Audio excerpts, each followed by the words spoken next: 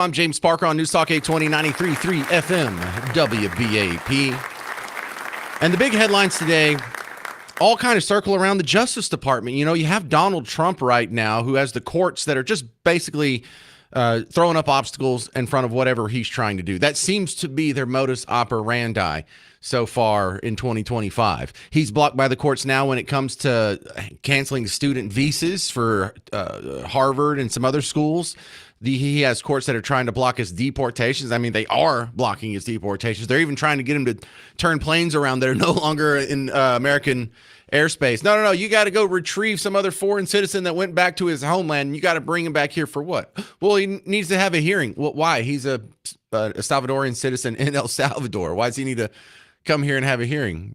But he's being blocked on his tariffs right now. Another court ruling had to stay on Trump's tariffs while they figure this out, because there's some people that are making the case that, you know, if you're going to be changing tariffs like this, you have to go through Congress. You can't just willy-nilly do this, which is a newfound constitutional concern. I'm not even saying they're wrong. I'm just saying this selective enforcement or just noticing of constitutional restrictions on government power. If it's selectively enforced, it's not believable. We have courts that have stepped in and tried to stop him from cutting spending. He doesn't have the authority to unilaterally cut what? Branches of the or parts of the executive branch? Of course he does. He's the commander in chief of the Army and the executive branch. He can make whatever cuts he wants. He's even been stopped on cutting jobs. Hey, all these interns or probationary workers, we're going to let all them go. They go to court, stop them. No, you have to hire them.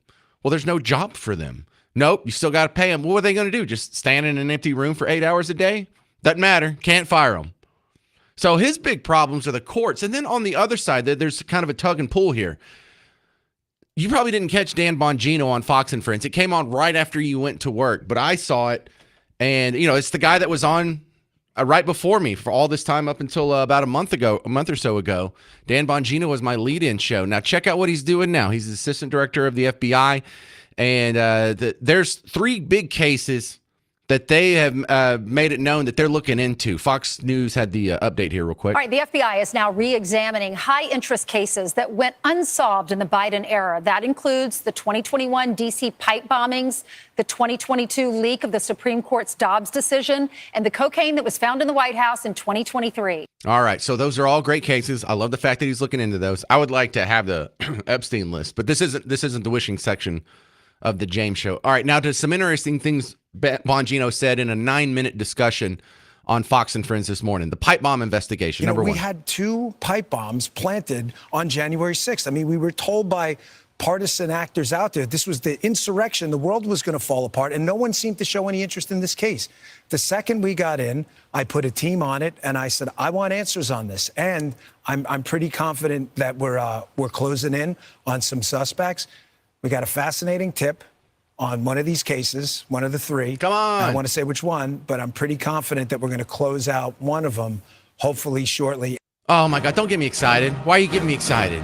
Because this is something, did you listen to Dan Bongino when he was on here, or are you just brand new to WBAP? Because I think most people listen to Dan Bongino and heard him talk about the pipe bomb situation for years. And then here he's in the perfect position to actually do something about it. And he's around his mouth a whole lot. So if we don't find out something about the pipe bomb cases, I'm not going to be the only disappointed Dan Bongino listener out there. But look, I'm glad they're in on this one. And, I think the most slam dunk one is the bag of cocaine in the White House. It was Hunter's, okay? And, it's not a big deal. It's a big deal, but it's not like a national security big deal. It's just another, obvious hypocrisy of certain people who turn a blind eye when it fits their narrative. Another comment, something that you wonder about, that I wonder about too. The assassin in Butler, Pennsylvania, the attempted assassin, the one that clipped Trump's ear. We still don't know anything about this guy. So the big question, how about number one, did he have any help? Was he truly acting alone? Did this kid have help? He could not have pulled it off by himself. Was there a foreign actor? Did someone provide him with the weapons? Was there chatter online? Well, let's be clear. There are 2 separate parallel tracks here. Foreign actors targeting people in the United States. And it's not just the president, it's others. That is a very real track. The question is, do they intersect? The case file now, which, by the way, we are going to make another public release on this coming up. We're just kind of finishing up the product now to make sure it's tight and put together. You're going to see a lot of what you've heard about online does not exist in the case file. All right, fine. Don't answer it then. But he's on it, and he's promising that we're going to get some sort of new information on that soon. But isn't that what you were told about the Epstein list? And then when they said they're coming out with that, wasn't that kind of a letdown? And whatever happened to that? Yeah, you're focused on these 3 stories, but can we not forget about that one, please? And then the one I'm excited about also, again, maybe I'm just getting set up and we're both getting set up to be a huge letdown here. You promised something about hidden boxes? Yeah, it was a room, and we found stuff, a lot of stuff. A hidden room. I wouldn't call it hidden, but hidden from us at least, and not mentioned to us. And then we found stuff in there, and a lot of it's from the Comey era, and we are working our damnedest right now to declassify. And just so you know, because I get the public, I totally understand people saying, well, do it now. The process is not all the information is ours to declassify. Some is other intelligence agencies. It's not, we literally can't do it. Once that gets done and that gets out there and you read some of the stuff we found that, by the way, was not processed through the normal procedure, digitizing it, putting in FBI records. We found it in bags hiding under Jim Comey's really quickly, FBI. You're going to be stunned. Oh my God, what a tease. Just tell me what's in the box. Don't tell me you found a secret room with secret boxes and then you're not going to tell me what's in the box. It's like the end of 7. I'll show you with the box. What was in the box? Oh, what's in the box? What's in the box? I don't mean it that dark. But yeah, so court has blocked Trump's tariffs. Should the president be able to change tariffs without congressional approval? I say no. You'll hear from a trade attorney next. Michelle Schultz coming to the James Show. 800-288-9227. If you have any guesses what's in the box, 800-288-9227. I'm James Parker. It's News Talk 820 and 93.3 FM, WBAP.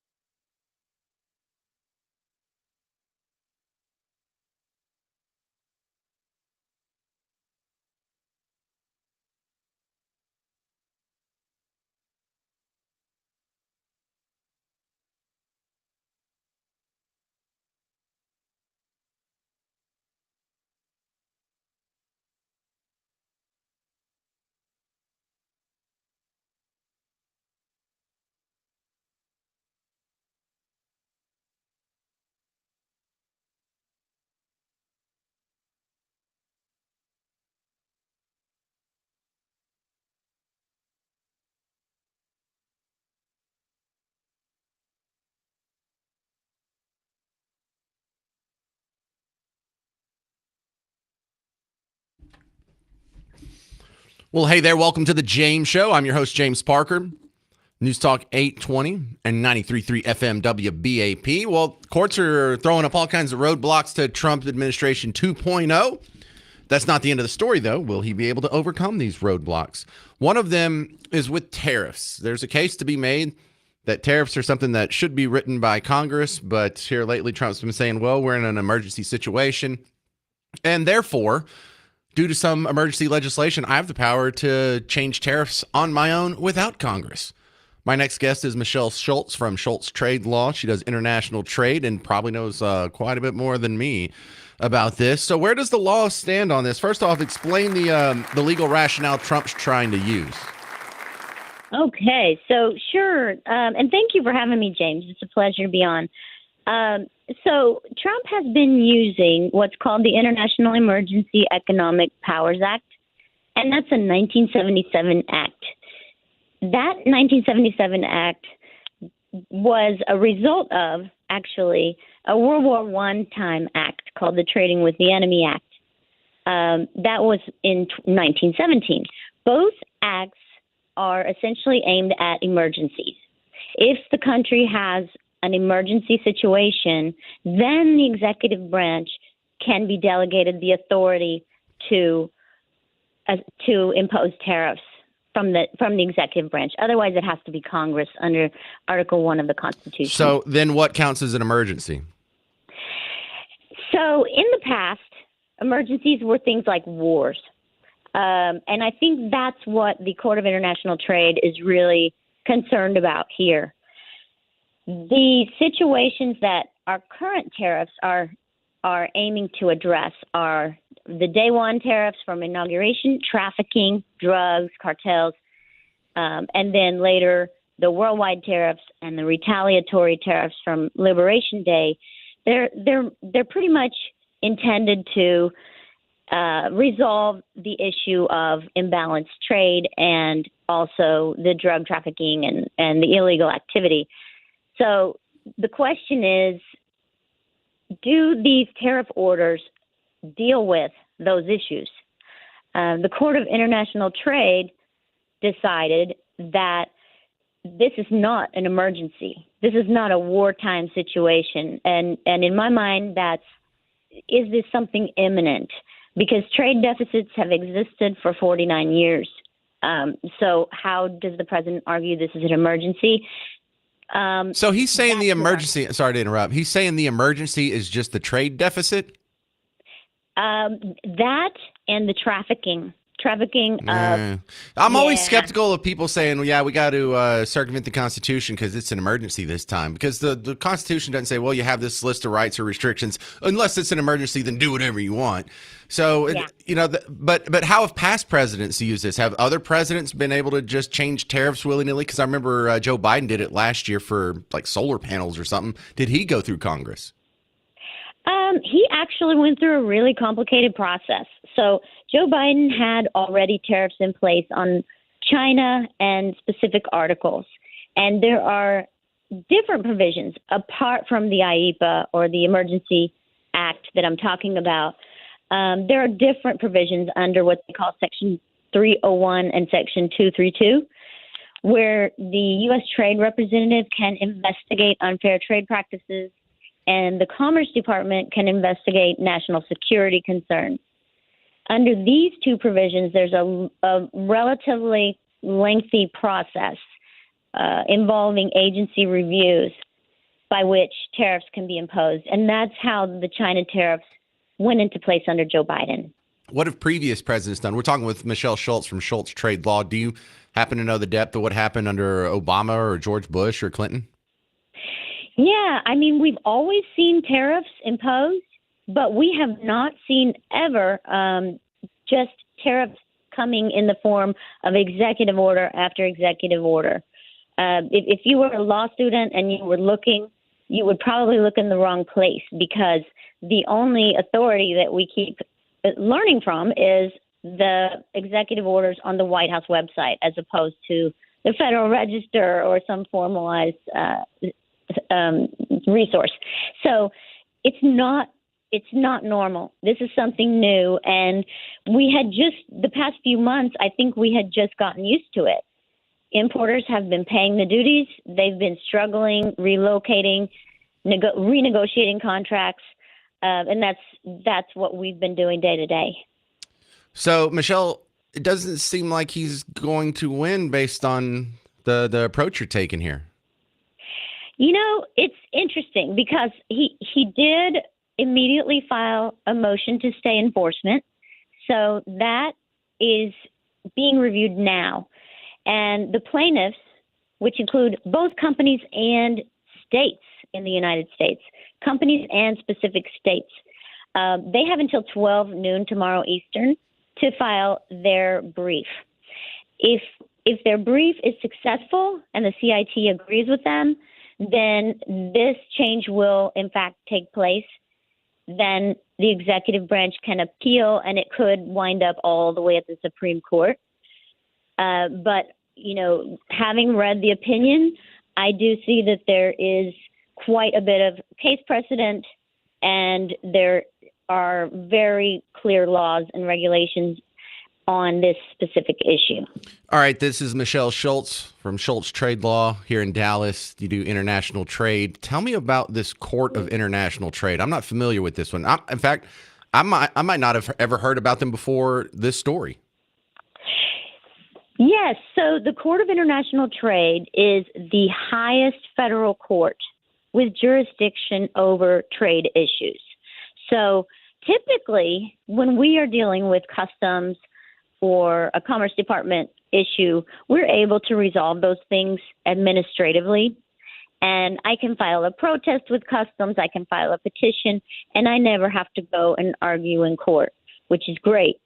But if it is not resolved at those lower levels, then an issue can get as high as the CIT. And that's where you go before a three-judge panel and present arguments, and they are really the highest trade court. They tend to be very well versed in trade, and as a trade lawyer, I often refer to their opinions. And so it's a niche area, but they are specialized in that. As someone who's going through law school, why would you choose trade law? You know, there's people who watch lawyer shows that are about people solving crimes or solving murders or solving mysteries or signing professional athletes to lucrative contracts, but you're in international trade law, Michelle. Yes, it's a little bit of an odd path that I took. We learn something new every day. That's one reason that folks want to go into trade law. When I started in the 90s, my goal was to do something international. And so I was looking at different ways to do that. It wasn't a topic in law school when I was in law school. It was not popular and no one was really doing it. But I found a boutique here in Dallas that was doing international trade, and I started about 1998 as a law clerk. So that's because my passion is international studies. I have fluency in German and French. My dad was from Germany, and so I've always been interested in other countries. And I've always thought the world is flat, like Thomas Friedman says. It's now becoming apparent to everyone that international trade, that's where it is. All these countries are doing business together, and there's no way out of it. Right. All right. Well, good stuff, Michelle Schultz, Schultz Trade Law here in Dallas. Appreciate your expertise on the James Show. Thank you so much, James. I appreciate it. Thank you. All right. Find her online. Must be a fun time to be an international trade lawyer doing all this fun tariff stuff. Coming up, I'm going to ask you some of the same questions I was just asking Michelle Schultz. Should Trump be able to change tariffs without Congress? And also next, should Trump be able to block student visas on his own? That's another court case. We'll go over some of those details next on The James Show. 800-288-9227. 800-288-9227. I say no on the tariffs, yes on the visas. I'll explain next on News Talk 820 and 93.3 FM WBAP.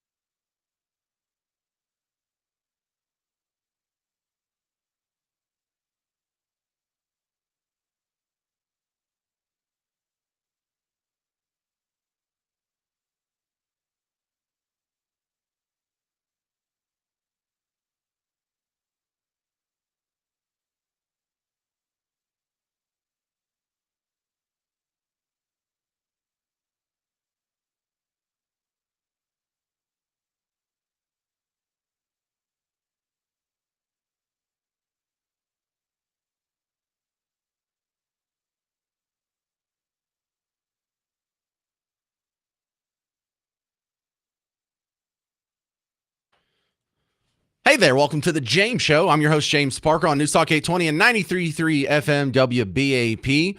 All the headlines today, the biggest ones are swirling around Trump's issue with the justice system, whether it's Trump being able to change tariffs without it being codified by Congress. That was, but he threw on the tariffs and then another court stopped it and then another court just put a stay on that ruling while the appeals process is going. So I think the tariffs are back on.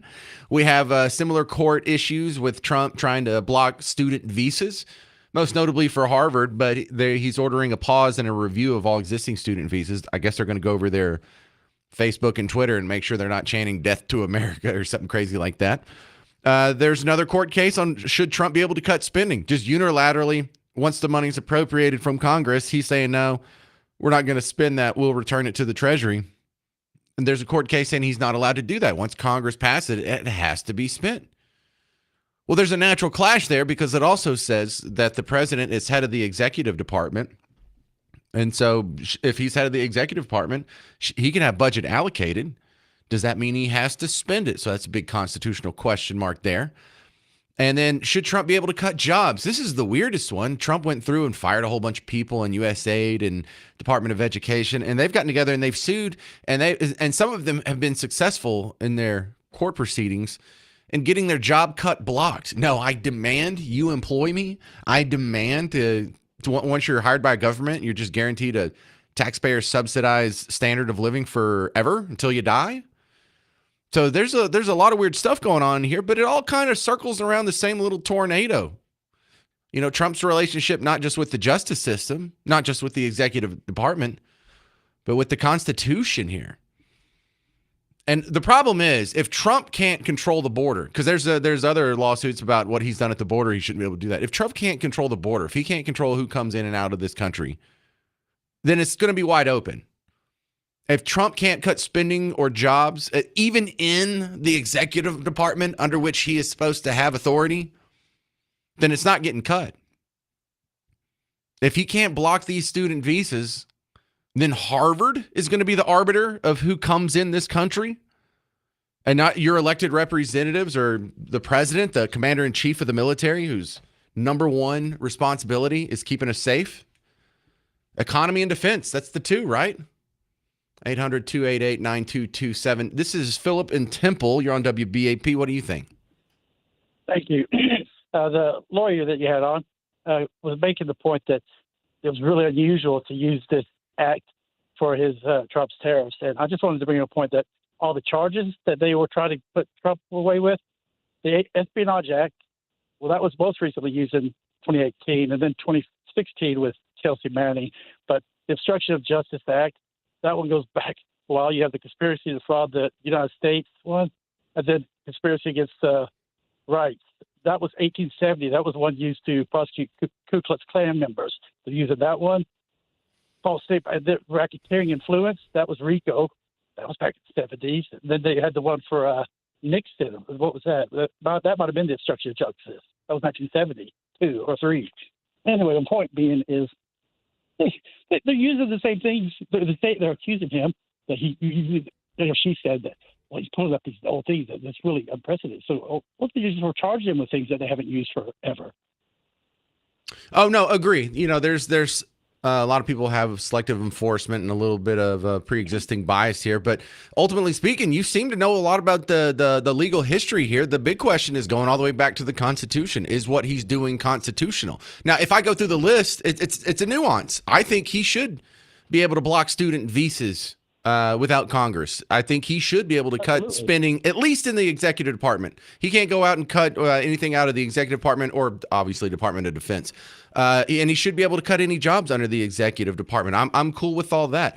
I'm not so sure about the tariff situation because, you look at Article 1, Section 8, there's some things Congress is supposed to do. And one of them is regulate commerce with foreign nations. So that's a Congress job. So 3 out of 4, I think he should be able to do. Yeah, she said, well, it could be used under emergency. She used the word war, excuse me. And if that was the case, why did they write war and write emergency instead? Because we are in emergency with our border still. There's emergencies going on in our country. Well, yeah, now you're talking about not what's in the Constitution, but with whatever legislation my grandparents came up with, my grandparents' generation came up with. So I don't lean too far on that. And I'm not sure if we're in necessarily an emergency. I always feel like an emergency is like if the Spanish Armada is coming over the horizon, we don't have time to assemble Congress from all over the country and get them to vote on it. We need a guy who acts immediately. But I wish I had all the answers on this one. I just kind of feel like 3 out of the 4 of the things he should be allowed to do as president. And where were all these constitutional purists and originalists? Thank you very much for your call, Philip. When we were going through COVID and you couldn't go to your grandma's funeral, or you couldn't go to church, or your kid couldn't go to school, or you couldn't go to the grocery store without a mask on your face, or you weren't allowed to go to God forbid, a concert. No concern about due process there. No concern about the constitutional limits of executive authority then. If you're only selectively a constitutionalist, then you're exploiting other people's trust in the Constitution, and you're not a true believer yourself. You're a charlatan. 800-288-9227. I got some great calls lined up, but if you have any opinions on should Trump be able to change tariffs without Congress, should he be able to block student visas, should he be able to cut spending, should he be able to cut jobs? 800-288-9227. 800-288-9227. I'm James Parker on News Talk 820 and 93.3 FM WBAP.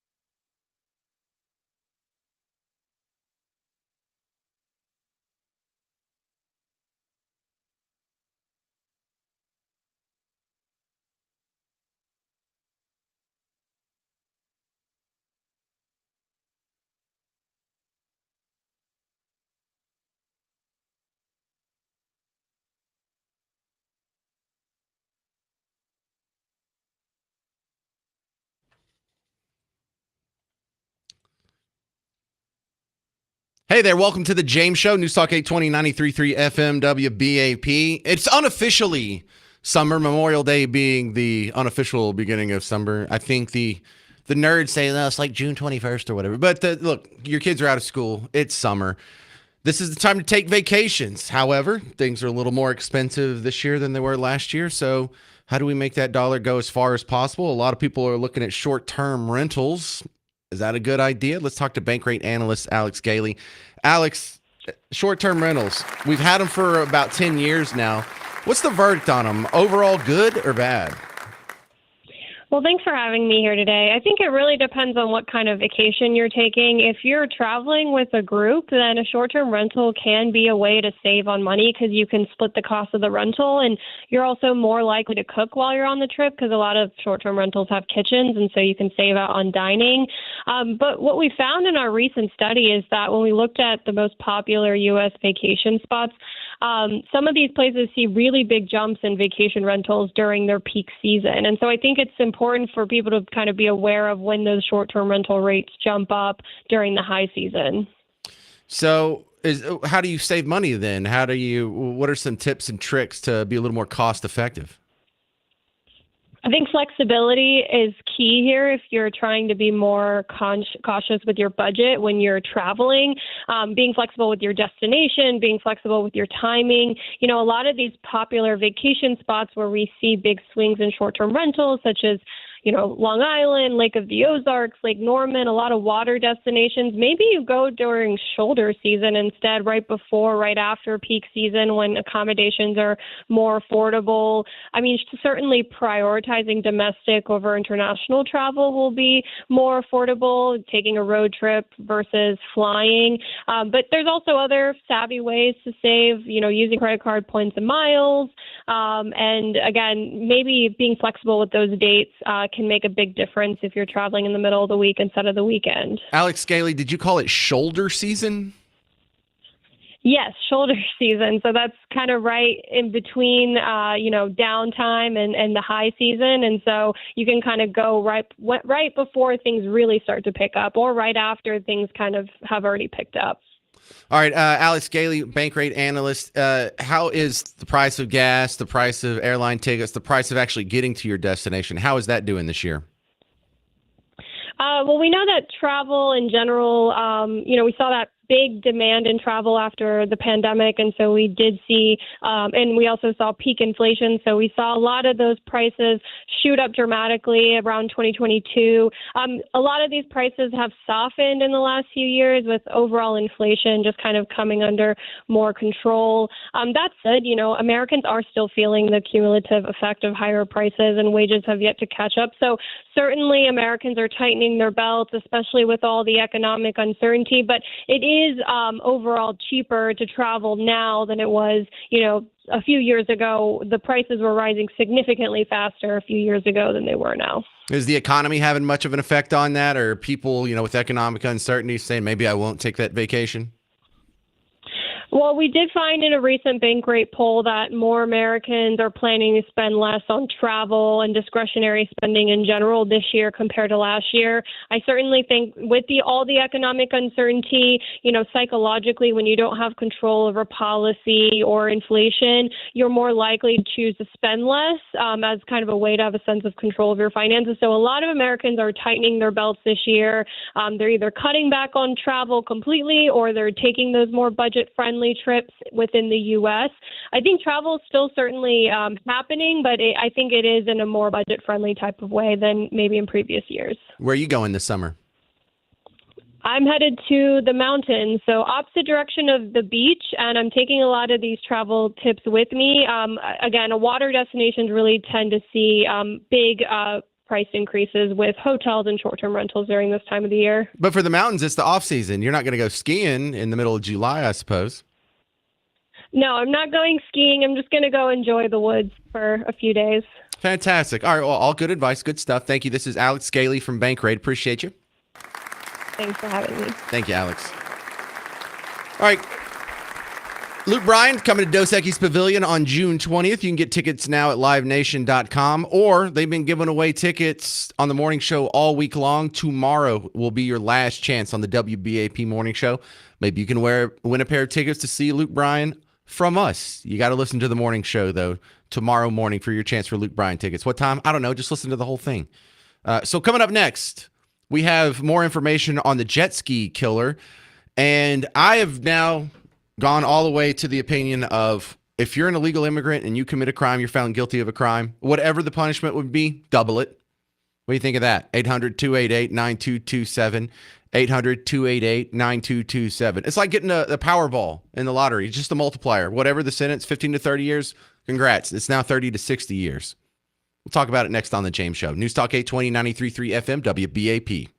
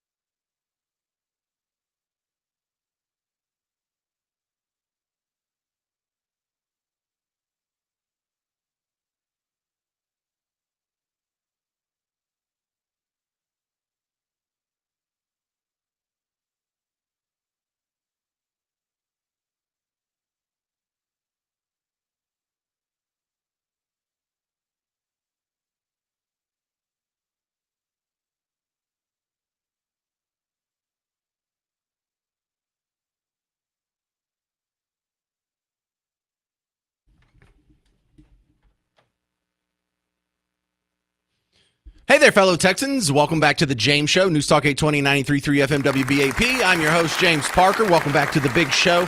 Thank you to everyone who came out to the latest James Show meet and greet that was in Keller at Manny G's this week on Tuesday, which means I'm looking for the next place. I've already had some interesting offers here.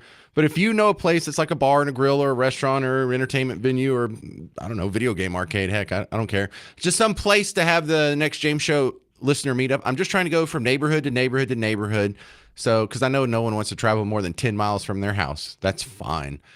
Just let me know. The only stipulation is I would prefer for it to be in a neighborhood where we haven't had an event already, and the owner or manager needs to be a James Show listener. Send me an email, james@WBAP, or a Facebook message. Is about a 50-50 split there on the existing ideas that I'm getting. But my next story is something you're already familiar with, and now that you've had a couple of days to digest it, I want to hear from you. I know you don't call radio shows often, if ever, but I think I think you'd be valuable today because this has me so mad. This jet ski killing on Memorial Day weekend, and it's not just an 18-year-old lost her life totally unnecessarily, and any death for any family of someone at that age. It's just going to be a big scar on your heart for the rest of your life. It never goes away. And I know there's going to be an empty seat at Thanksgiving, an empty seat at Christmas, an empty stocking hung on the mantle. But it's not just the fact that a family lost a child. It's the circumstances around it. And we always talk about, this could have been prevented if only X, Y, Z. But here's another one that could have been prevented if we just enforced our own laws. If we didn't send representatives to go up there and pass laws, and then future representatives decide, I'm just not going to enforce that. Or, I'm just going to unilaterally create an app and give them asylum status. Where was all the due process people then? When Joe Biden was handing out asylum status. He didn't go through Congress for that. Isn't that interesting? That sort of selective concern about the constitutionality of the head of state. When Joe Biden, did these people, all the Haitians that were supposedly eating dogs and cats and geese out of the park in Ohio, did they all have their due process when they came in here? Or do they just get thrown on a plane? Come on in. Why does everyone have to get due process just on the way out, but not on the way in? Selective enforcement. That's insane. Did y'all sue? Saying, no, the president doesn't have the power to just unilaterally, with a wave of a pen, grant all these people asylum status? No concern then, but there's concern now when we want to send them home. So this is another one of those. This is like a Laken Riley situation. This is a Jocelyn Nungaray situation. It's not quite as malicious as rape and murder, but the end result is still the same. We lost one of our neighbors. A family lost a child to one of these people that was just let in clear violation of the law. WFAA has the latest update. This is from last night. Police say the arrest captured on doorbell cameras came after more than 900 tips from the public and the use of facial recognition software that told police exactly who they were looking for. Deckerlin Alejandra Gonzalez in witness pictures and videos from Lake Grapevine, and her alleged accomplice, Michael Coelho Perozo. That scene showed how the community came together to try to do what they could to help when they saw something horrible happen. Investigators now say that after the jet ski collision at Lake Grapevine that killed 18-year-old Ava Moore on a kayak, Coelho Perozo admits he did try to help Gonzalez escape. A second doorbell camera captured them at an apartment complex 3 miles away after a second hit and run, this one in a car, and then fleeing on foot again. And investigators believe it's obvious why. We're Venezuelan nationals in the country illegally. Gonzalez is held on a charge of manslaughter, Perozo on misdemeanors, but enough to keep them both locked up until Immigration and Customs Enforcement gets them next. Governor Abbott tweeted this in response: "Welcome to Texas, here's your death penalty." But her best friend at the U.S. Air Force Prep Academy told me this. Ava would not want anyone to have anger towards her, and so I just keep reminding myself that. And Ava Moore's family, while asking for privacy in the difficult days ahead, wrote, "This is also an opportunity for our beautiful little girl to continue to impact our community. Out of this tragedy, God will make good, and that can only be accomplished through forgiveness." In Dallas, I'm Kevin Reese. All right, about had it with this. Here's a new idea. What do you think of this? Want to run this by you? You give me a nod. If you're here illegally and you commit a crime, whatever the punishment is supposed to be, whatever the punishment is written under law, double it. If this is just going to be counted as a manslaughter and she's only up for 2 to 20 years, how about at least 4 to 40 years? How about we actually enforce the law? How about if we have anyone who's not supposed to be here, anyone who is illegally in the United States, they get deported? Is that hard? Because that's not what we do now. Half the time they just let them go. You saw or maybe you saw it. I played you the audio of the body cam footage of Abrego Garcia being pulled over in Tennessee, trafficking 8 ladies from state to state, from Maryland to St. Louis. They knew he was illegal at the time. They knew the people that were in the truck, in the van, were illegal at the time. They just let it go because it was too much of a hassle. ICE wasn't going to pick him up anyway, or whatever the excuse is. That stops. Just here's the new rule. You know, like drill baby drill. How about deport baby deport? Whether they're in a school, or they're at work, or they're in a factory, or they're in the kitchen behind your favorite restaurant, or they go to the hospital, or they're going to court, they're tricked into going to court. No, get them wherever they are. Just go get them. Start deporting them. If you get caught, the penalties double. But in the meantime, you're going to serve that whole sentence before we deport you. You're going to serve that double sentence. It's not going to be time off for good behavior. If we run out of room, up and Gitmo.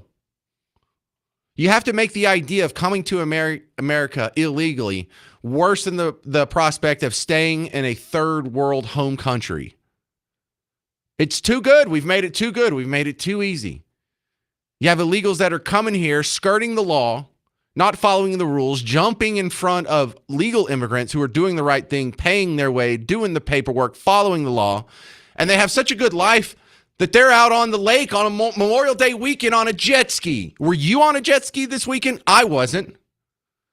So they live this fantastic life. These criminals who are not only running free, they're flaunting it. Let's go jet skiing on Memorial Day weekend. We have to make life a little bit tougher for these people. I mean, they're acting like this is an awesome vacation because compared to where they're from, it is. And until we start really punishing these people and really putting consequences on their action, and just really, we don't even have to get Byzantine, just enforce the existing laws. Until we do that, don't expect it to stop.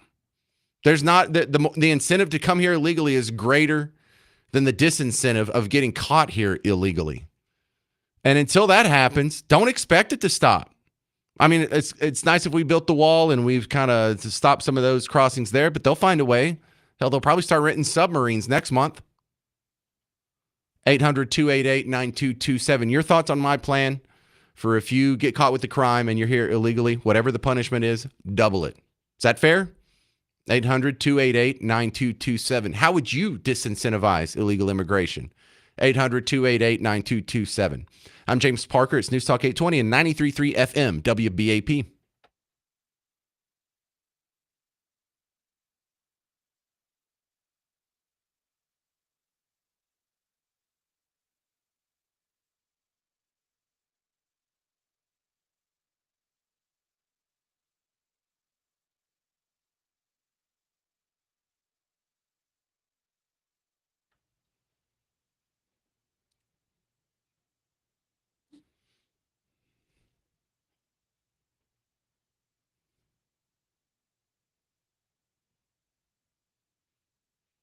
Hey, homeowners. James Parker here for Blue Ribbon Roofing. I was talking to John Hopkins, the founder and owner of Blue Ribbon Roofing, last week, and he was explaining to me one of the big mistakes people make is trying to do this on their own, trying to handle the insurance process on their own.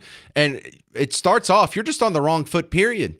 You go through your insurance paperwork, you look up the phone number you're supposed to call to file a claim. You're going to call somebody whose job it is to either deny that claim or give you as little money as possible and get you off the phone.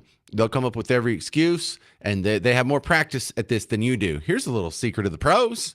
John Hopkins calls a different phone number talks to a different person, not someone whose job it is to pay you as little as possible from the insurance company, but the guy who his job it is to be the third party mediator in the claims process. And I'm not going to pretend like I know any depth of this. That's what John Hopkins' expertise is. And that's why you want to call someone like Blue Ribbon Roofing, because you don't want to mess with the insurance company. You don't know it as well as John Hopkins or the insurance company. And that's okay. Admit you need some help, get some help, and you'll be happier with the result. So if the number one reason you're not having them come do their free inspection right now is because you're worried about paying your deductible, you're worried about dealing with the insurance company, you're worried about getting shorted on your claim, Blue Ribbon Roofing can help you with all that. Go to blueribbondfw.com, blueribbondfw.com.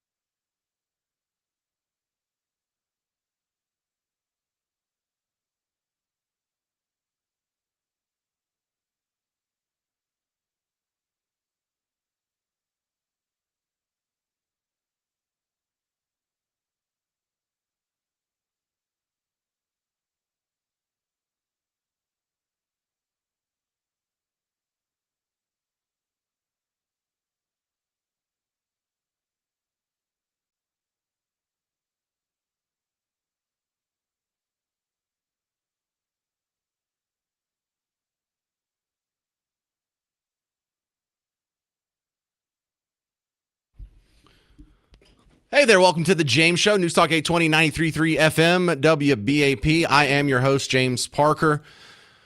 And this jet ski homicides really got me worked up a little bit. Does it make you mad to know that we have another family lost a child for someone that shouldn't have been here in the first place?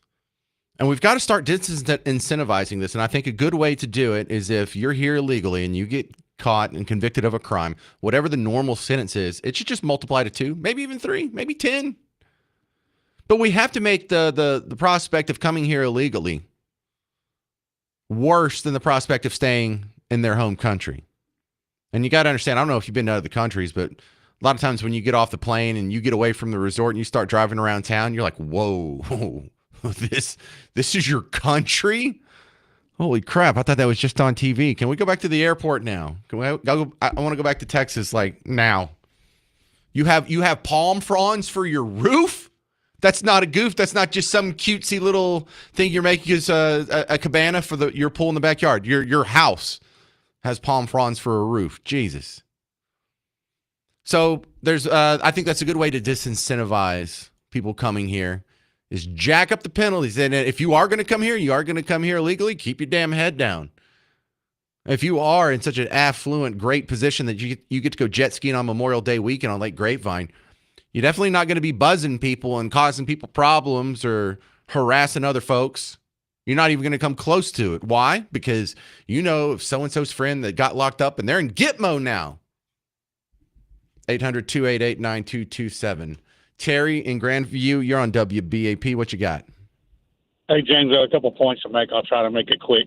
First of all, if you come over here and you're illegal and you worked here illegal and you bought things and you own a lot of things like maybe a jet ski or whatever, and you cause harm to an entity or to a person, everything you have should be seized and sold and given to the entity that you damaged. I think we still do that through civil lawsuits. Yeah, without a lawsuit. Everything ought to be seized. If you're caught and you're illegal, and, when I go to the lake all the time, I see tons of them. People say, hey, no, they're illegal. Trust me. There'll be 30 of them in an 18-man boat with no life jackets, no anything. And, I'm fearing for them, let alone they don't know no boat rules, no boating rules. I'd like to know where this young lady got this jet ski. Was it rented or did she buy it? Or did she own it? Yeah, I don't know. I think it was rented, but I have no way of knowing. Then you we'll find out. ID. That's why states should not be handing out IDs like candy. Well, yeah, you're making some good points there. We've got to turn off the magnet that's bringing people here. We've made life way too good for them. And do you realize, thank you very much, Terry in Grandview, do you realize the number one problem we have in all the incentives that are drawing illegal immigrants here? Number one is awesome jobs, like an income. You go to work and you get paid more than $3 a day. Like $3 a day. Haha, he's being funny. No, what do you think they make in the jungles in the Yucatan Peninsula? Yeah, they don't make a whole lot. So coming here, dude, streets are lined with gold. If you make $7 an hour, this is amazing. But that's only half of the magnet that's pulling them here. The other, this is a hard truth that a lot of people need to digest. The other one is socialism. What little socialism we have in our economy is what's killing you. What's affecting you with illegal immigration. The reason why the government can force you to pay for the education of illegal immigrant children is that you've allowed socialized schools. If we didn't have public schools, that couldn't be forced down your throat. If it was only private schools, they couldn't make you pay for that against your will. But now they can, because you've given up the ideological battleground on, well, we should have, important industries should remain privatized. We're not going to go down the socialist route. Well, now you're eating it. The reason why government can force you to pay for the health care of illegal immigrants is that you've allowed socialized medicine in the form of Medicaid and other programs. The reason why government can force you to pay for the food, the housing, disability checks, maybe even retirement checks through Social Security of all these illegal immigrants is that you've allowed all this socialized charity, food stamps, public housing, Section 8, disability checks, Social Security. Socialism is the reason why illegal immigrants are so painful to you. Socialism is why your tax dollars are going to pay for all these people who shouldn't even be here in the first place, instead of roads and bridges and other things that you want it to go for. The number one reason illegal immigrants are a pain to you isn't even the illegal immigrants. It's the socialism. How much nicer would your schools be if they didn't have to spend all this money on people that aren't supposed to be here anyway? How much cheaper would your doctor bill be if it didn't have to cover you and all the other people in the emergency room who got free care before you? How much easier would it be to get in school? How much easier would it be to get in Harvard? 800-288-9227. Randy and Richardson, you're on WBAP. Your thoughts? I think that doubling the punishment is good, but I think you need to put them on a chain gang and have them work. And I would not rule out public execution for certain things. Well, I'm generally in favor of public execution, not because I'm barbaric, but because it has the deterrent effect. And, throughout history. I'm not barbaric. I think it's a good deterrent. No, I don't think it's barbaric. We will be accused of being barbaric. So I'm just kind of preemptively answering some of the critics there. And you know what? You're not wrong. You're not wrong. 800-288-9227. 800-288-9227. How would you deter illegal immigration? How would you set up policy so what happened on the lake this weekend with the jet ski doesn't happen again? I'm James Parker. It's News Talk 820, 93.3 FM, WBAP.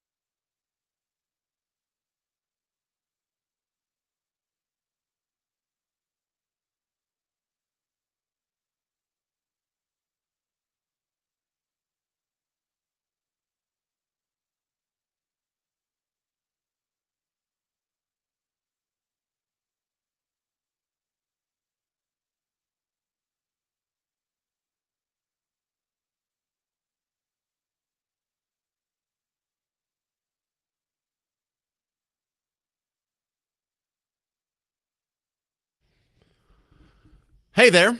Welcome to the James Show, News Talk 820 93.3 FM WBAP. I'm your host, James Parker. And I want to get your ideas. This terrible accident that happened with the jet ski over the weekend left another family without a daughter here. Happened at the hands of an illegal immigrant. And I'm not saying if, the illegal immigrants that are already here, if we lock down all these other problems, that we won't have any issues with illegal immigrants. But we could at least turn down the magnet that's bringing them here. Why do we give them free education for their children or free health care for them? How many of them are getting some of our government charities, the Section 8, the food stamps, the public housing? Some of them are getting disability. Older ones are getting Social Security. Can we turn some of that off? Because I think that's a lot of people's number one complaints. You get accused of being racist for not wanting illegal immigrants here. I think we're all pretty much on board. We don't care what color they are. They're costing us money. We have to wait in line behind them at the emergency room. Our kids' schools are being flooded with people who shouldn't be here, who haven't been paying into the system, who can't even speak the language, and it's kind of disrupting the prepaid government monopoly you have all forced us into. And one of the big problems with illegal immigration is socialism, period. Can we turn that off? Maybe she wouldn't have come here in the first place. Maybe the guy that helped her escape wouldn't have been here in the first place if we didn't have all these great incentives. And on top of that, let's just start deporting them. I don't mean like, if they've committed another crime and they've gone through their full complement of due process hearings, then maybe after a few gavel swings, we can think about deporting them. No, if you're here and you're illegal, just put them on a bus, go. We'll drop you off at Nuevo Laredo and just turn the bus around. Let Mexico figure it out. What would you do? 800-288-9227. This is RL in Salina. You're on WBAP. What do you think? Well, I'm in Grapevine now, but I appreciate your comments. I've been listening to you for a little bit. I kind of got an idea what you stand for and your principles and things. And I think, and you're probably 25 years younger than I am, maybe 30. I grew up here. I can remember when Reagan, same thing happened to Reagan. The liberals said, if you just let us have this many, we won't do this anymore, and then they screwed him. This idea, what happened the other day on Lake Grapevine, there's a lot of deaths on Lake Grapevine. I don't know if people know that or not, but there's probably above average deaths on Lake Grapevine as opposed to Lake Louisville or whatever. They're not afraid. They're not afraid. They come here, and I have Mexican friends. I appreciate the Mexican heritage, La Familia. I understand what that means. It don't just mean my family. That means my soul, my everything. I get it, and I appreciate the Mexican culture. However, when they come here and they get all this free stuff, they get a sense of bravado that they don't let go of, and then they don't get afraid, and then they do stupid things, and then they kill people with their cars, or they kill people with their jet skis, or they just get drunk and kill people, and we see it, and they're not afraid because they can't be tracked. Most of them now. These people got caught because somebody had a phone and taped it, and they were able to follow them, and they got them. That's good. But a lot of times that doesn't happen that way. So what has happened is what Rush Limbaugh said 10 or 12 years ago. The wussification of America is what's going on right now. We're too dadgum busy. We don't want to pay attention. We listen to guys like you, and we love it. And we get all full of ourselves. That's great. That's the way I am. That's the way I am. And we don't do a damn thing about it. We don't say anything, and we're afraid that we're going to be called racist. I don't care what people think of me. I'm a sixth-generation Texan. I don't care what people think about me. So what would you do? What would you change to lessen this problem? I would do exactly what you said just a minute ago. I'd start. I go on job sites every day. I can tell the INS. I can tell all of them. They know where they're at. We could start deporting. We could deport out of the state of Texas every day. We could deport 10,000 a day. Easy. I always thought, listen, if we wanted to get serious about it, we would just go to the back of every restaurant in North Texas and start there. We would go to the pad of every house that's being built in a subdivision, right, and we would start there. But we're not serious about it. We're not serious, and I don't know how many people have to die before we get serious. We are until it affects us immediately. Even the liberals, these people, these socialists that you're talking about, they get real serious about it. They want something done yesterday. when something happens to them. It's got to be personal. Yeah. And we should be taking it personal because this is our country. This is a sovereign country that's being destroyed by some people that don't give a rat's you know what about it. Right. All good points, RL. I agree. Thank you, sir. Let's go to Don in Burleson. You're on WBAP. What do you think, Don? Yeah, I can you hear me? Yeah, I can hear you. Yeah, I agree with you and I remember you said that you should double the penalty for when they get caught. But I think, James, we should triple it because one count of murder for just a murder, one count of murder for doing it while being here illegally, and another count, this would be the triple, for the victim and the families.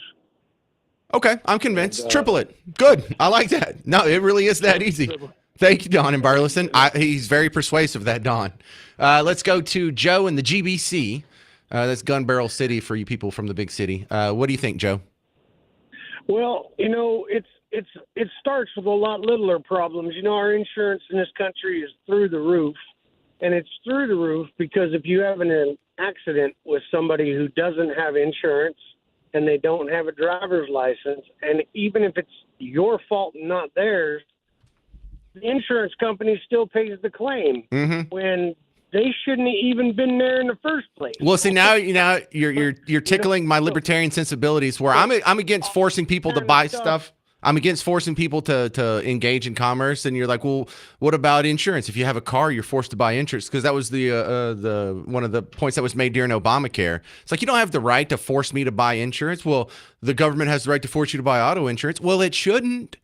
And that is such a fantasy that we have where, well, we made the government force everyone to buy it. So I only have to buy liability. If someone hits me, then I'm covered. Wrong. It didn't even solve the problem. You now have taken on another restriction of your liberty, and you didn't even solve the negative consequences it was intended to address. Congratulations. You're dumb. 800-288-9227. 800-288-9227. Coming up next, should social media be banned for minors? They're trying to do that in Austin, but I say no. As a father of four, I'll explain myself next on The James Show. News Talk 820 and 93.3 FM WBAP.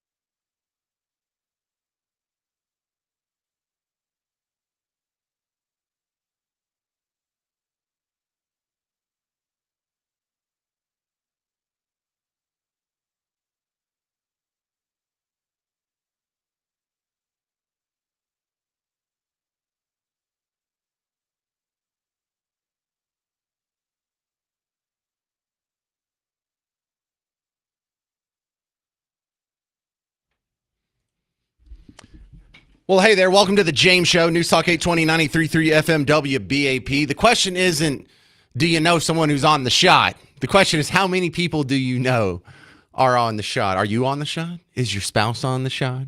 Is your mom on the shot? Is your old college friend who just slowly put on a little bit of weight, they on the shot? You probably know 10 people on the shot. You probably know 20 people on the shot. You just don't know half of them are taking it yet.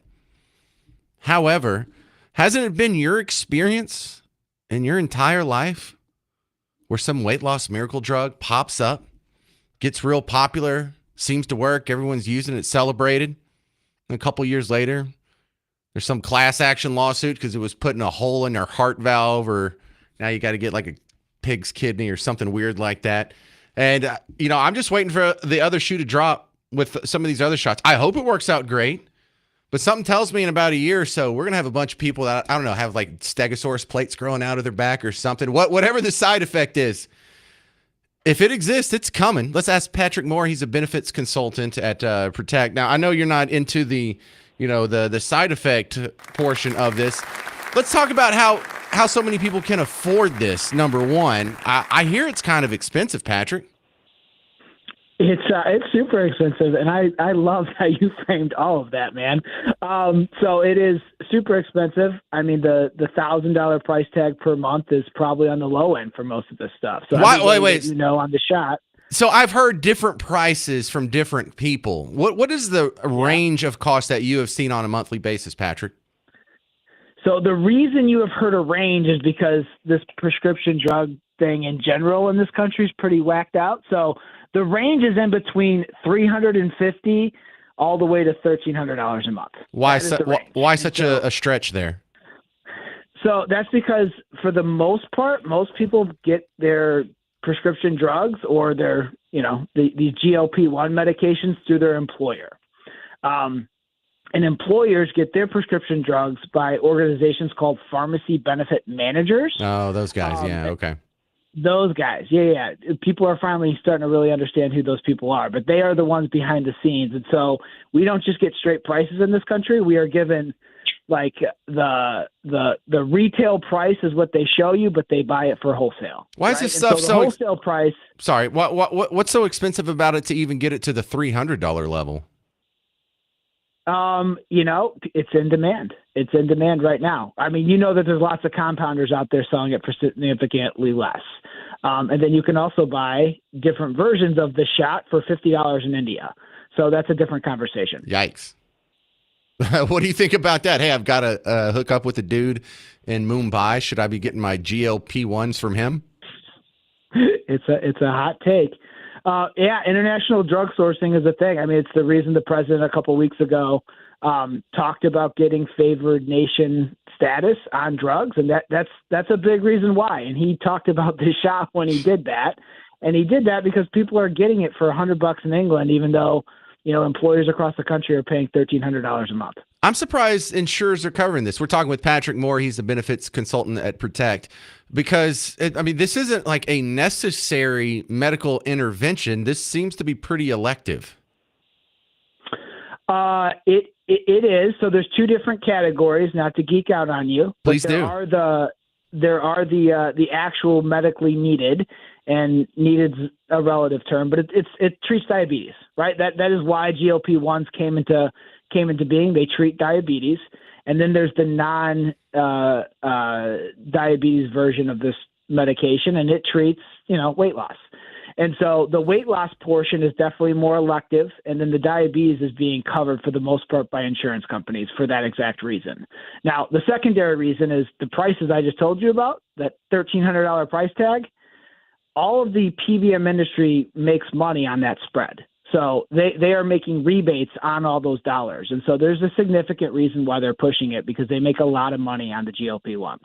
Well, it also seems elective in the fact, Patrick, that I understand, like, if you're huge and you need a GLP-1, like if you're a Ham Planet, fine, give it to them. But I see some ladies that are like 160 and they want to get down to 140. It's like, you don't really need to take drugs to lose that last 20 pounds. I think it's just really being overused. No, I can't tell you you're wrong. I mean, there's so many, suburban moms that are, keeping up with the Joneses, and they do want to lose the last 20 pounds to look good this summer. That's definitely happening. And then there are people that are changing their lives with the drug. And so it's a huge debate right now. Like I've had friends that had diabetes and they had cardiovascular problems. They've been on this drug. They are now super fit, don't have diabetes, and are in the best health of their life. So I find it insane. Complicated situation. Well, the friends I know, the main driver of why it's effective is they just don't eat nearly as much. So we're spending all this money, we're having all these side effects and all this consternation and insurance issues for something that would be accomplished if you would just eat with a spoon and not a shovel. Pam and Boyd, did you have a comment for myself and Patrick Moore from Protect? How much are you paying? Yeah, we are paying $150 a month. How? Me and my husband each $150. Is it working? So he's lost 60 pounds and I just started. Okay. Is your insurance covering the rest? No. Do you have a hookup to a friend in Mumbai? No, can't say that I do. So are you using an alternate one? How are you getting it for $150? Well, it's one of the pharmacies here over in Azle. They compound it themselves. Okay. And my doctor vetted them before we went there, so that's where. So I just wanted to let y'all know that Thank you. There are cheaper options out there. Well, that's great input. Thank you very much, Pam and Boyd. And thank you very much, Patrick Moore from Protect, P-R-E-T-E-K-T. Appreciate it, Patrick. Thank you, sir. Thank you very much. Have a good one. All right. So coming up, let's talk about a couple of things that are happening here in Texas. Number one, the Texas legislature is looking at banning social media for minors. Man, I hope that doesn't come into law, and I'll try and explain myself next. And then after we get done with that, Dallas City Council is trying to make me pull out all my hair. They just unanimously agreed to spend around $300 million on bike lanes. Yikes. 800-288-9227, 800-288-9227. We'll digest both of those next. And Luke Bryan is coming to Dos Equis Pavilion June 20th. Get tickets at livenation.com. And you can listen to the morning show tomorrow for your last chance to win some free tickets to Luke Bryan. I'm James Parker, News Talk 820, 93.3 FM WBAP.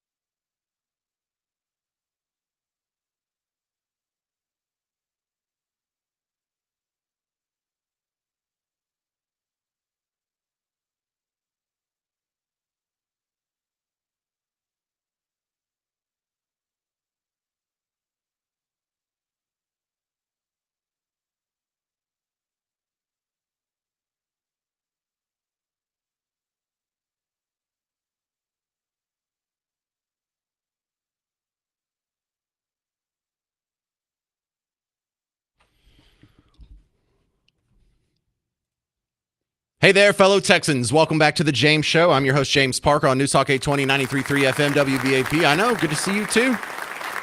A little bit about me. I am a father of 4 children. I did it on purpose. Same woman and everything. I'm not like a cornerback or anything. Don't play point guard for anybody. But whenever I see some of these rules that are trying to be forced upon all of us for the sake of the children, I just want to throw up. There is a proposal in the House of Representatives in the State House, and I think it passed the Senate too. I'm not sure if they reconciled them out and it's going to go to the governor's desk, but we at least came close to outlawing social media for minors. Now, I don't think that's going to happen, but we got really close to it. And this doesn't happen in a vacuum. This happens about halfway down the slippery slope, where it started out, well, we're just going to have age requirements if you want to watch, adult content, if you want to watch porn. Okay, I was trying to be delicate about it. And so that's where it started, but did it stop there? Absolutely not. Now they want to have age requirements for social media, and God, this pisses me off so bad, because you can't even do it if you wanted to. You're going to create all kinds of problems, all kinds of hurdles for adults who didn't do anything wrong, who right now have the right to go access the social media of their choice without having to jump through a government approval process. You're going to take that right away from them, and you're going to give them hurdles, and you're going to put the government between them and whatever they want to see on the internet. Now, I have so many problems with this. It's not that I think we should have 7-year-olds going through Snapchat and TikTok and seeing what all kinds of obscenities they can run across. Absolutely not. But that's not our two options.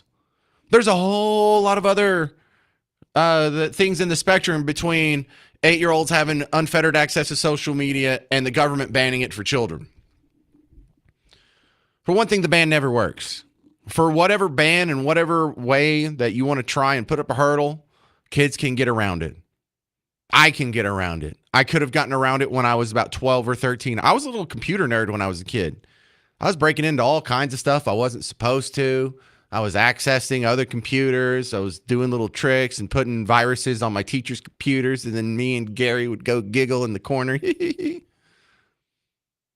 So whatever you want to try to do, number one, it's not going to work. It's not going to work any more than any other prohibition. Wow, we should make it illegal for people under 21 to drink. Oh, well, that's good, because now no one under 21 is drinking. Huh? Didn't that work so well? Hey, that works so good. Why don't you just outlaw meth? That way people will stop doing meth. It's going to work about as good as that.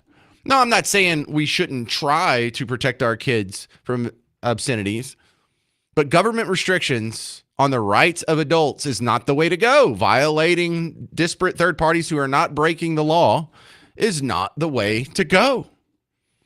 Because here's the real way you stop kids from seeing obscenities and obscene material on social media. Their parents. Oh, what a concept. What an amazing... You mean like parents can actually have some sort of control over the media their kids have access to? Yeah, absolutely. Oh my God, yes. And as a parent, it is so easy to keep your kid off social media. Here's the one thing you can do. Don't give them a phone. Don't give them a computer. Don't give them the electronic devices, the iPad or whatever. Let them have your phone. Don't let them have access.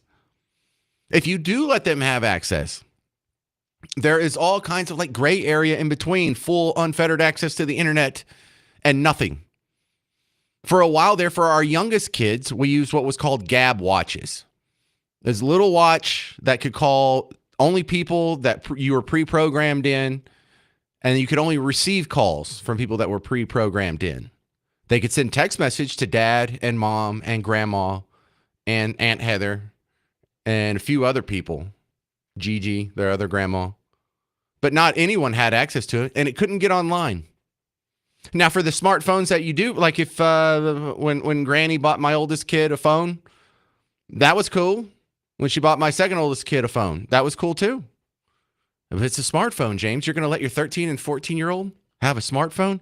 Yes, because they have parental controls on it. And if you get off your butt for about 20 minutes and just do a little bit of research, maybe watch a couple YouTube videos, maybe go to some forums and see what other parents are doing, they have parental controls where you can lock these things down. They also have parental controls in the fact that every once in a while, old Parker, dad comes up, snatches the phone out of their hand, puts in the code, and starts going through their history, going through all their junk, going through all their conversations, going through all the pictures they've taken, going through their hidden files. Oh, you didn't think dad knows where to find your hidden icons? Well, I do. Oh, you're trying to be sneaky? Dude, you're not half as shady as your dad. So it's a great way to track your kids. I know where my kids are at every second because I am a parent, and really Miss Parker takes the lead on this. Hi, Miss Parker. She's the parental controls wizard when it comes to their phones. I'm the guy that tracks them and tracks their browsing history and grabs their phone and goes through all their conversations. And I know where all the shady apps are and whatnot. So it's a team effort. But our kids are not more exposed than they were before cell phones. We have more control over them before cell phones. Your parents didn't know where you were when you went out, when it was a Friday night and you hopped in your friend's car and y'all just took off. Your parents didn't see you again till what, 11 o'clock, midnight. In the meantime, how did they know where you were? They could probably try and call, I don't know, Brandon's house, or maybe you had like a beeper back then, but they never really knew where you were. I know where my kids are. Number one, because I know they wouldn't leave their phone behind in an effort to trick me. But number two, I'm tracking these fools all over the place. It is so easy and so it's kind of fun because you find out if you have a good kid. It's like, oh, let's see what dastardly things my kid's up to, and then your heart gets all fuzzy because you go through their chats and they're not cussing and they're sharing videos of kittens playing and they're just being good, innocent kiddos, and you actually have a confirmation that you have good kids. But this bill is wrong. You should not outlaw social media for children. It's an impossible task. It infringes on the rights of adults who aren't doing anything wrong. And it's actually taking away a fantastic tool for parents to keep track of their kids. And you should always be skeptical whenever it's for the children. The government has to be able to control and make Facebook and Snapchat and all these other giant multi-billion-dollar corporations jump through this extra hoop because we made them. It gives you something to lobby. It gives you something for them to have to pay you off. Hey, please, how much do I have to contribute to your campaign to repeal this terrible law? But what's it all predicated on? It's about the children. Be skeptical of any law that their selling point. It's about the children. We've got to ban THC. Well, it's for the children. We can't cut food stamps. It's for the children. We have to restrict gun rights. It's for the children. No. Anything, whenever you tell me it's for the children, my default position is I'm opposed to it. What do you think? 800-288-9227. Should social media be banned for minors? I say no. 800-288-9227. Coming up next, Dallas City Council is giving me nightmares. They're going to spend $300 million more on bike lanes. 800-288-9227. It's News Talk 820, 93.3 FM, WBAP.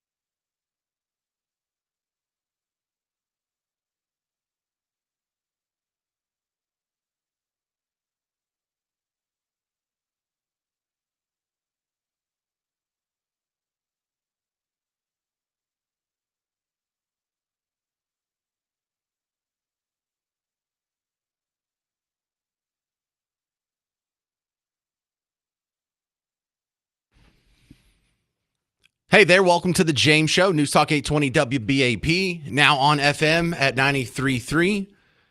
If I can have any impact on this community, if the James Show will be remembered for one thing, 10 years from now, 20 years from now, 40 years from now, I want you to be some old geezer that's talking to your grandkids. There used to be this guy on this thing called a radio named James Parker, and before him, we had all these stupid trains and buses, and because of him, we got rid of DART. I want that my legacy to be. This is the guy that finally took down DART. This is the guy that finally took down the biggest boondoggle in Texas history. That's what I would like to be remembered as, because these are all bad ideas. And I've always thought this, but because God hates me, he put me in this studio here where I have to be between light rail tracks on the west side and a bike lane on the east side. And I get to watch just the complete civil engineering failure of all time, the biggest boondoggle of all time. Just all day, every day. If I look to the left, there's train tracks with trains that are almost virtually empty. Some of them are completely empty. And they just come up and they stop and the doors open and no one gets on, no one gets off. And it just happens all damn day. Unless there's like a Stars game, or even in rush hour, you see a train that's like, oh, well, I guess that's like 1/5 of the way full, 20% capacity. If you had to sit here for one day, you would realize this is an absolute waste of money. This is all theater. It's all show. It's all like civil engineering show. And then on the other side, I actually saw a guy in the bike lane 2 weeks ago. That's the 8th one I've seen. I've been working in this studio for a year and a half now. So about once every 2 months, I see other bicycles going down the street, but usually when I see them, it's Houston Street over here on the other side of the American Airlines Center.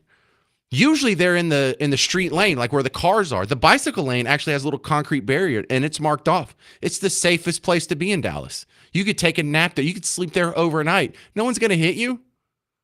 If you were on the sidewalk, someone might step on you. If you're in the road, you definitely get run over. Bike place, safest place you could possibly be. If you were in the alley, you might get mugged or even worse. Bike lane, safest place. Homeless people should start sleeping in the bike lane. Totally safe. I see bikes on the sidewalk more than I see them in the bike lane.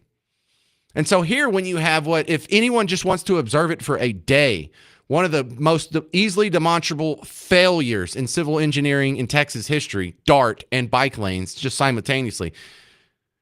You have to be completely ignorant of the situation to come away with what the Dallas City Council just did. And they did it unanimously. They're now going to spend $300 million. $400 billion to expand bicycling infrastructure and maintain existing bicycle infrastructure in the city of Dallas. Oh my God. This is the kind of stuff that I lose sleep about. You know, I don't get too upset about so many of these issues that you hear about in politics. You know, it's like whoop-de-doo. But this one, tossing and turning, because it's so illogical. Let's run down some of the obvious stuff here. The same thing we did with DART when Dennis McQuistion was on Tuesday. When DART was passed in 1983, they had a list of bullet points. This is what DART's going to do. This is how many people are going to work for it. This is what it's going to cost. And these are the promises we're making. And they haven't lived up to any of them. And the argument to spend another $300 million of your dollars on bike lanes, did the people in the Dallas City Council, did they make the case that, hey, you see all these promises we made? See, these are the numbers. It's lived up to it. It's done even better than we expected. No, they don't bring any of that up. Has the bicycle commuter rate increased significantly since we started all this bike lane stuff? Do we have more people that are actually using it? Because that's what we were told. Oh, we give them some room and they'll actually use it. The reason why people aren't riding bikes is because there's no bike lanes. Well, we have bike lanes and people still aren't riding bikes. So failure number one right there. Can we just start right there? Has auto traffic improved? You know, for every person on a bicycle, they're not in a car. And so the flow of traffic for all of the rest of us losers in cars, has that improved? Nope, gotten worse. Now we have to wait for trains, and we have goobers and bike lanes every 2 months that are taking up, like over here on Houston Street. That would be a whole nother lane of traffic where every day, every second, more cars could go through it. But no, we have to wait for that bi-monthly bicyclists in the bicycle lane. Have commuter injuries and fatalities improved? No. In fact, when they do the studies, that's the most dangerous way to get to work is on a bicycle. And I think the big killer is, hey, are the existing bike lanes even being used? Absolutely not. Here's the killer. Is anyone proposing the plan that's going to take $300 million out of your cash registers and spend it on bike lanes? Do any of them take their bike to work every day? Does anyone take their bike to work every day? What if it's snowing? What if it's raining? What if it's 108 degrees? Terrible idea, and yet it persists. Mike, Fort Worth, your thoughts on bike lanes? Go. I agree with you. And I think the best way to stop this foolishness is to mandate every council member, every city employee, and every citizen on city commission that advocates for bike lanes, they should be required, just as you said, to ride their bike. And it should be 24/7, 365. They do not have the use of a car. They must ride a bike, rain or shine, cold or hot. I love that. Yeah, but you're going to vote for this? How about you live the lifestyle that you're spending $300 million damning other people to? I don't even know why. You're not someone's friend if you're encouraging them to forego owning a car and ride a bike. How are you going to go to the grocery store? How are you going to go out on a date? How are you going to go take your kid to soccer practice? How are you going to go buy a chair at World Market and get it home? And like, it's one of the worst transportation options possible. It's one of the most dangerous transportation options possible, and it's one of the most useless ways that we can allocate our scarce transportation dollars and real estate, eating it up with bike lanes. It blows my mind that anyone would support this, and then I say that, and I turn around, and every single person in the Dallas City Council thinks this is a good idea. This is a terrible idea. Do they all have brain damage? How do we explain this, Mike? Because they all vote in lockstep, and this agenda is decided way in advance. There's no discussion or no debate, and they have the agenda and the talking points they're supposed to follow, and that's what every one of them does. Good explanation. I got to run. That's Mike in Fort Worth, 800-288-9227, 800-288-9227. Your thoughts on $300 million for bike lanes? Terrible idea. We'll talk about it next. News Talk 820, 93.3 FM, WBAP.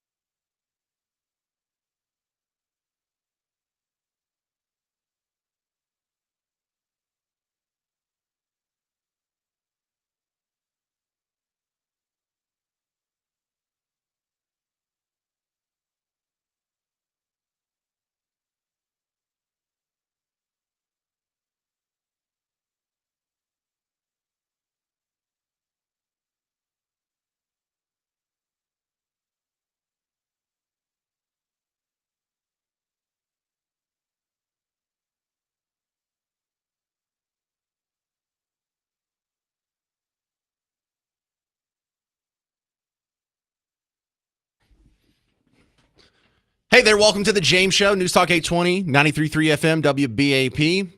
Well, my worst nightmares are coming true, according to the Dallas Morning News. The Dallas City Council unanimously all agreed that they're going to spend $300 million more of your taxpayer dollars to expand and maintain bike lanes. Good God, I hate bike. If you've never listened to the show before, I think it might be what I hate the most. Well, DART in general, but all the public transportation that's been happening around here, and really it's a problem with any town that tries this. They all fail. It's all a huge, embarrassing failure. $300 million? Weren't we just so broke that last year we had to issue some new bonds, like over $1 billion worth of new debt and bonds were sold on behalf of the Dallas taxpayers? But we have money for this. Nice. Does anyone even use the bike lanes? Are any of the people that are going to take $300 million out of your property taxes, out of your cash registers, out of your sales tax, do they even use bikes? Does anybody take a bike to work 365 days a year or 250 days a year if you want to be a jerk about it? Because I've even lived in a situation where I've been in a dense area of town and I lived really close to work and I had the option of taking my bike to work. And sometimes I would. But not if it was 108 degrees and I had like a meeting where I didn't want to go into it being all sweaty and smelling like Bigfoot. I definitely didn't take it when it was super cold. I didn't take it if it was raining. I didn't take it if there was a hint of rain later in the day. It was a nicety. It was a luxury. It was a convenience. But it is awful. It's so flawed. And I just can't believe how an idea as terrible as bike lanes can persist in the face of all this obvious evidence against it. 800-288-9227. This is Tina in Keller. You're on WBAP. What do you think? I think there's already laws in place that they don't need to have new money for new laws. Second, I don't believe that the cops' pensions got this money. I think they should have allowed this money to go to that or to the schools that are hurting too. Yeah, so there's a shortage of money so often when we have some of our priorities that are on the table. That I remember, and I know this isn't a city or even a state thing, but it's a federal thing. And Trump 1.0, remember when he wanted to fund the wall and the first spending bill that was going to appropriate money to the wall was $4 billion? And there was a bunch of people in D.C. who was like, well, we can't do that. I mean, this will explode the deficit. We can't spend $4 billion on a border wall. Jeepers, I'm going to have to check with my accountant and see if we can make this happen. Meanwhile, the next time the Ukraine war popped off, $200 billion right off the bat. No questions asked, no concern about the deficit or the debt or who's going to fund it or if this is good for the American people. It's a very selective financial concern these people have. Yes. Generally speaking, you like bike lanes? Not at all. All right, I agree. You're listening to the right show. We can be friends, Tina and Keller.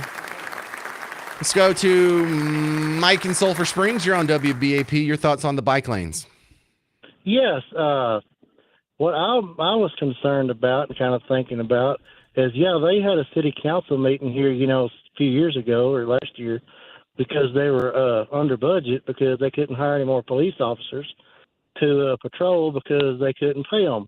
Where did this $300 million come from for a little pig trail? Oh, fairy dust, unicorn urine. Who knows? Yeah.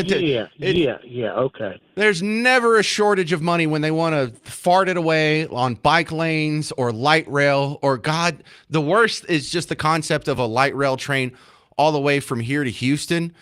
It's just I can't think of a dumber idea. Like maybe if we got rid of bike lanes and we had lanes that were exclusively for big wheels, that the kids ride until they're about 4 years old. Maybe we should just have big wheel lanes. If we're all going to be running around and trying to commute on children's toys, maybe we should have scooter lanes or tricycle lanes. It's just there you go. That's it. Just one terrible idea after another, man.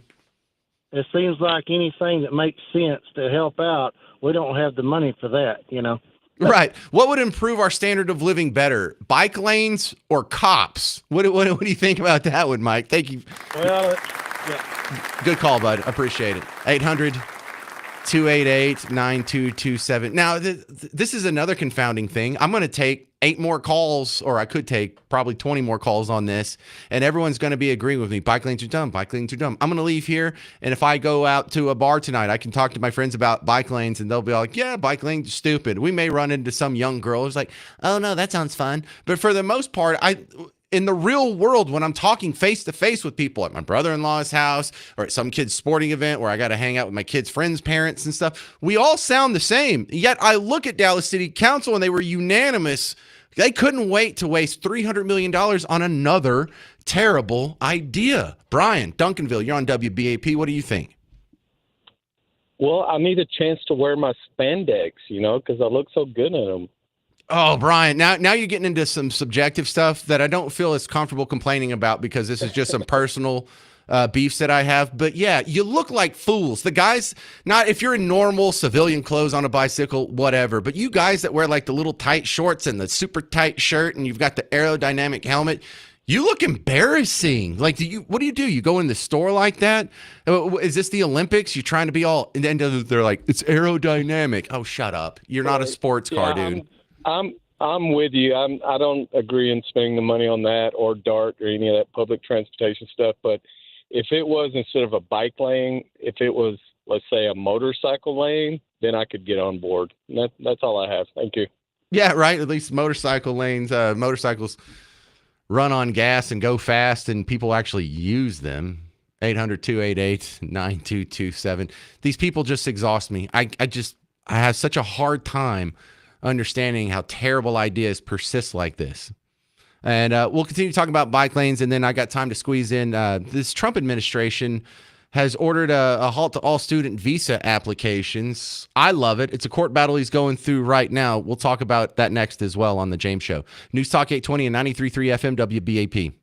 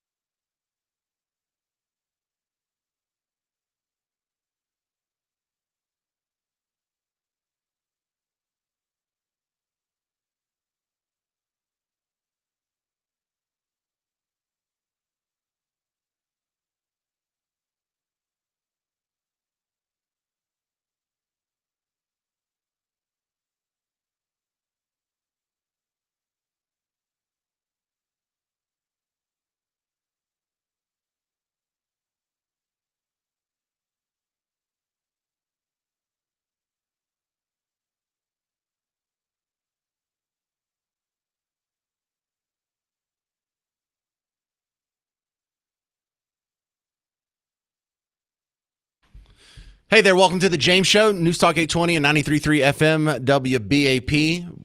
One of the worst ideas possible, just getting $300 million from the taxpayers of Dallas. Dallas City Council unanimously agreed to spend $300 million on expanding bike lanes and repurposing and refurbishing existing ones.